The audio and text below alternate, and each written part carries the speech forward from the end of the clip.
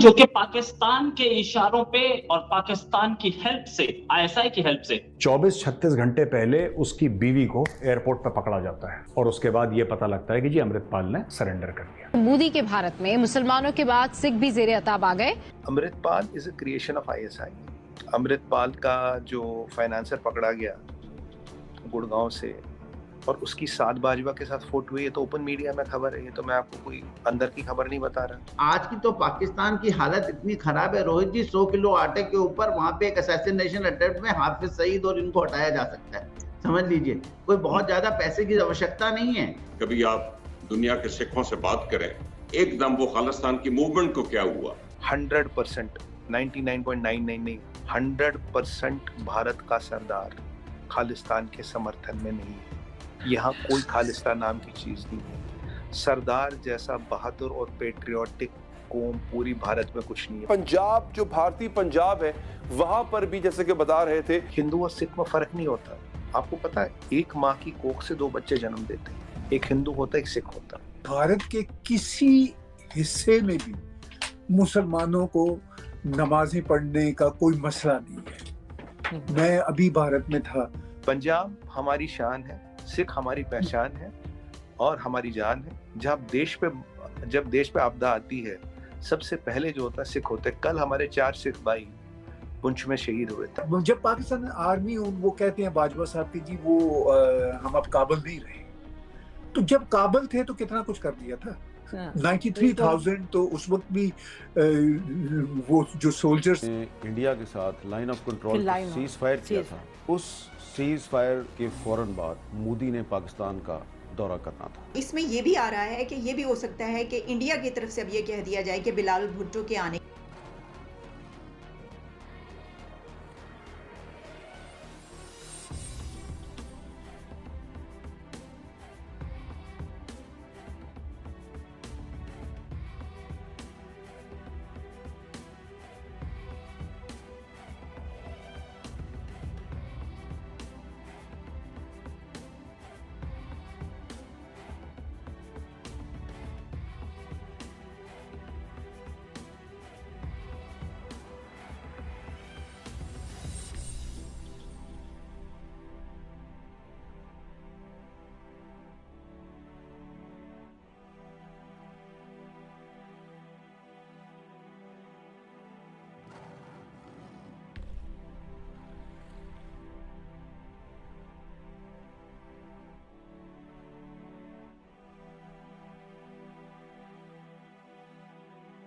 सामने आया पूंछ के मुकाम पे जो इंडियन सोल्जर्स की जान गई है, अटैक किया गया उन पे, इसके ऊपर आपकी क्या नजर है, क्या कहना चाहेंगी आप?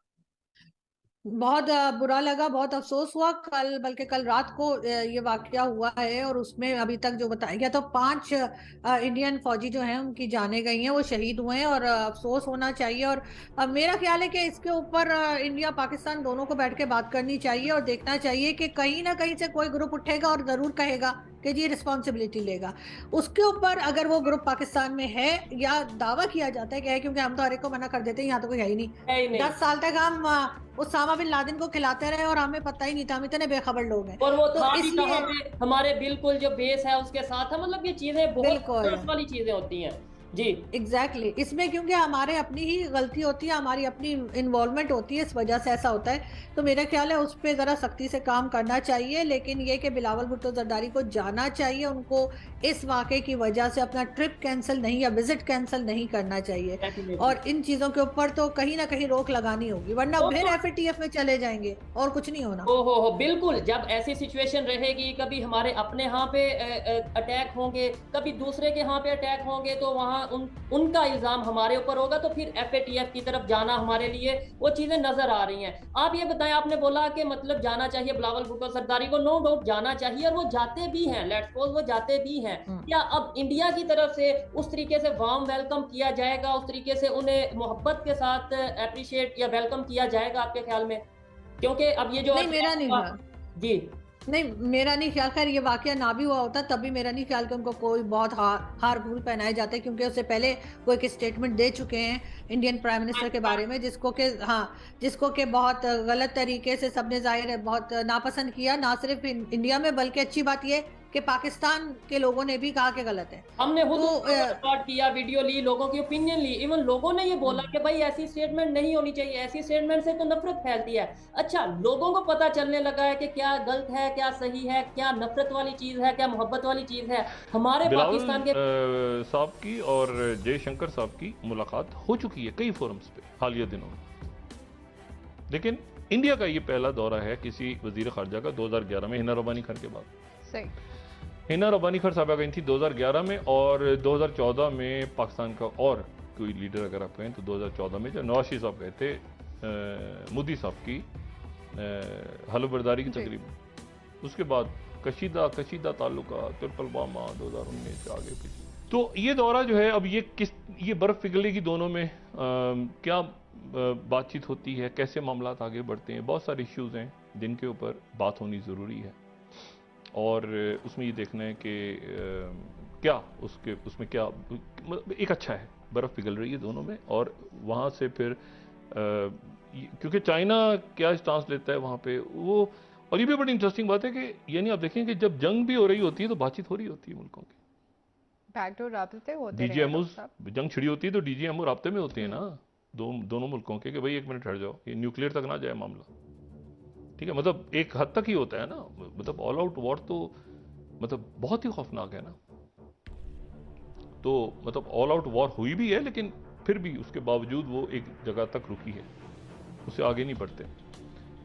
तो इशू ये है कि वो अब ये कैसे सफारती महाज पे कैसे आगे बढ़ते हैं, क्या होता है, कश्मीर पे क्या इश्यूज हैं, चाइना नया ब्लॉक दुनिया में जन्म ले रहा है, इंडिया में भी मुख्तलिफ सोच जन्म ले रही है इस वक्त। चैंपियंस ट्रॉफी आएगी तो उस वक्त इंडिया कंसिडर कर सकता है पाकिस्तान खेलने के लिए, इसलिए हमें ये कहा जा रहा है कि एशिया कप आज भी 90s के टाइम में 80s के टाइम में पॉलिटिक्स क्यों करते नजर आ रहे हैं, मतलब उनका माइंड क्यों नहीं आगे बढ़ पा रहा, वो क्यों नहीं सोच पा रहे कि दुनिया बहुत हकीकत पसंद हो चुकी है, डेवलपमेंट की तरफ जा चुकी है, अब ये कश्मीर का चूरन, मजहब का चूरन, इंडिया का चूरन छोड़े, कुछ डेवलपमेंट की बात करें।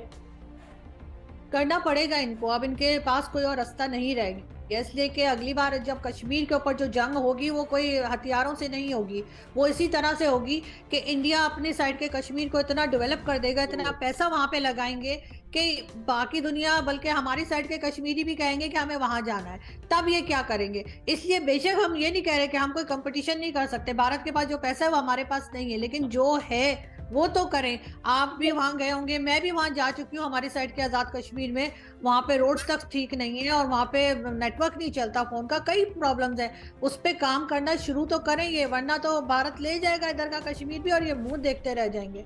अच्छा दोस्तों, पुंछ में उतर आई है special forces, para SF Poonch में उतर आई, ड्रोन्स उतर आए, स्निफर डॉग्स उतर आए, और बिल्कुल कहते हैं कि जुनून की हद तक वहां पे सर्च एंड डिस्ट्रॉय ऑपरेशन चल रहे हैं, ठीक है। वहां पे ढूंढा जा रहा है, किन लोगों ने करा, 7 हैं जो कह रहे हैं जैश ए मोहम्मद के, उनको ढूंढा जा रहा है। और बात सिर्फ ये नहीं है, बात सिर्फ जैश ए मोहम्मद तक नहीं है, बात सिर्फ वो 7 आतंकवादियों तक नहीं है, इनके पूरे स्लीपर सेल, इनके पूरे लोग जिन्होंने ग्राउंड पे इनकी मदद करी है। एक बात ध्यान रखिएगा, ये मैंने आपको कल परसों बोला था, आज फिर रिपीट कर रहा हूं, बिना अंदर की मदद के कोई काम नहीं हो सकता।